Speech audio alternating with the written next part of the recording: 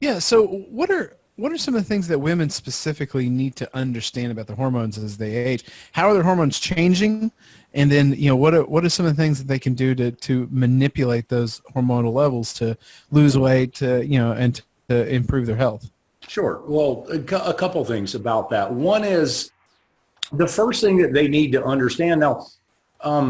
This happens in men too. So any men out here listening to this, pay attention to this. But again, my wheelhouse is really in the female hormonal chemistry. But what they need to understand is this: is that there are three particular hormones in a woman's body that drive balance and metabolism, and those are estrogen, progesterone, and testosterone. Now, we think of testosterone as a male hormone for sure, because us men have a predominance of it, but women have a sufficient amount of testosterone through most of their life, and it serves a huge purpose in metabolizing fat, retaining lean muscle mass, and these types of things. So the first thing that women need to understand is that when they make this shift into perimenopause and on into menopause, is that the declining of these three hormones, estrogen, progesterone, and testosterone, have now made a significant shift in the energy balance within the body and how much energy that it needs, right? So there's no way we can deal with all of this today, but I want to give them the big picture, and that is this. What most women will see me talking about in social media is that where I see a big frustration point is when they're following, let's say, a typical ketogenic diet, which is designed to raise the amount of dietary fat to a significant level because you're trying to drive ketones. This is a wonderful thing for if you know what your purpose in doing that diet is. If the purpose is you want to produce ketones because you want to decrease inflammation in your body, you want to feed your brain better to function sharper, have more energy or whatnot, that's a great idea.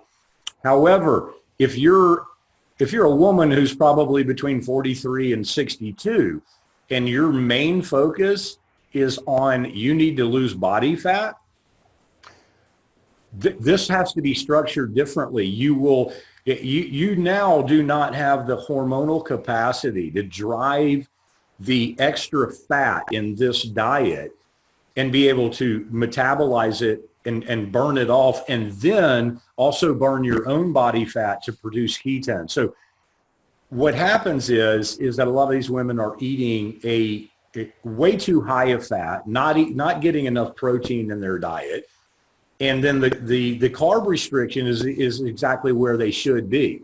They just need to manipulate the two ratios of diet fat and diet protein in a little bit different direction than what you hear a lot of people out there talking about the ketogenic diet need to do. And when they make that shift, that's when they get the results that they want. So that would be one thing that you were asking about.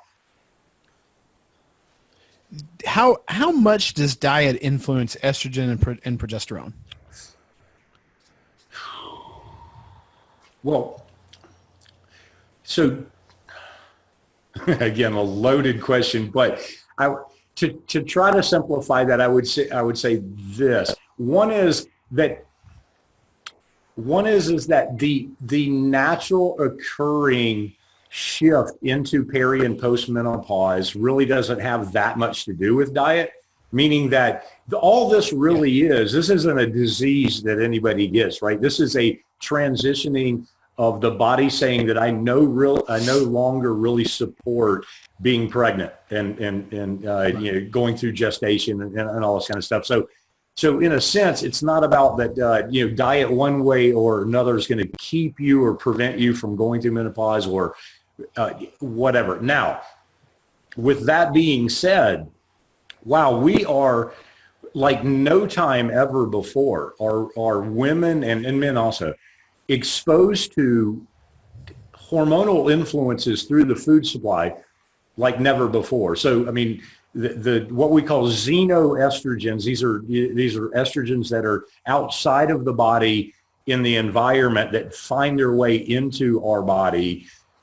is women are being like bombarded all the time with this. It started with basically the creation of plastics, that our food supply comes in, our bottled water, these PCBs, whatever. These are estrogenic chemicals that women and men are exposed to all the time now that we never had to deal with, let's say, 100 years ago.